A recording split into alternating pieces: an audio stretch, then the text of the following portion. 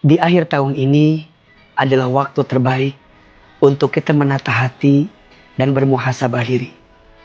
Bersyukur dengan semua yang telah Allah beri. Bersabar dengan semua ujian yang menghampiri. Ikhlas dengan semua amal yang telah kita hadirkan selama ini.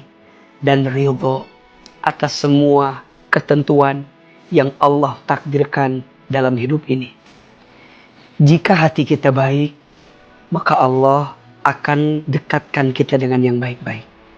Tapi jika hati kita buruk, mohon maaf, boleh jadi semua kebaikan yang telah Allah siapkan untuk kita malah pergi meninggalkan kita.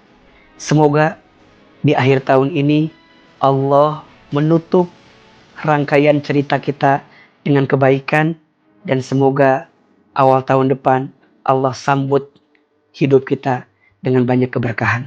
Kebanyakan istri memaksa ingin keluar rumah saat malam tahun baru, bakar-bakaran kembang api campur baur laki-laki dan perempuan, hura-hura sampai lalai dari zikir dan sholat. Lebih parah lagi, suami malah mengizinkan bahkan mengantar. Wahai para suami, ketaatan pada istri tidak boleh dalam maksiat. Nabi SAW bersabda, tidak ada ketaatan kepada makhluk dalam bermaksiat kepada Allah. Ketahuilah, jika istri mengajak kepada maksiat lalu suami menuruti, maka suami ikut menanggung dosa. Engkau adalah pemimpin dan setiap pemimpin akan dimintai pertanggungjawaban. Bukan bangga disebut suami pengertian, tapi celaka jika lalai menjaga istri dari neraka.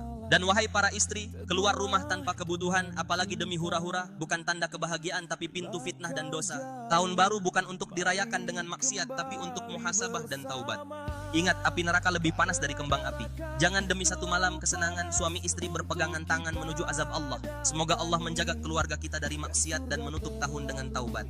Assalamualaikum sahabat sosial mediaku. Ketahuilah wahai saudaraku, Islam tidak pernah mengajarkan merayakan tahun baru dengan hura-hura, pesta, trompet, kembang api, apalagi maksiat. Tahun baru dalam Islam bukan untuk dirayakan, tapi untuk dihisab dan direnungkan.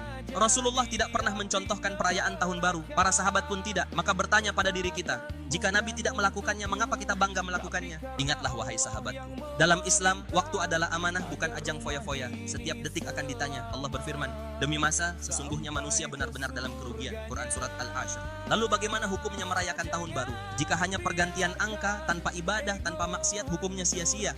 Jika diisi maksiat, campur baur, membuka aurat, mabuk, lalai dari sholat, maka itu dosa. Jika meniru budaya orang kafir dengan penuh kebanggaan, itu berbahaya bagi iman. Ironisnya, banyak orang rela begadang demi kembang api, tapi berat bangun sholat subuh. Banyak yang teriak hitung mundur, tapi tak pernah menghitung dosa sendiri. Tapi hari ini, banyak orang Islam rela berdesakan, rela begadang, rela campur baur. Demi satu malam bernama tahun baru, jam 12 malam teriak Happy New Year. Tapi azan subuh, masjid sepi, sholat ditinggal. Na'udzubillah. Ingatlah, Allah tidak bertanya, seberapa meriah tahun barumu? Allah tanya, seberapa banyak dosamu kau taubati? Tahun baru bukan untuk pesta, tapi peringatan kematian makin dekat. Umur berkurang, ajal mendekat, kubur menunggu. Tidakkah takut akan dosa?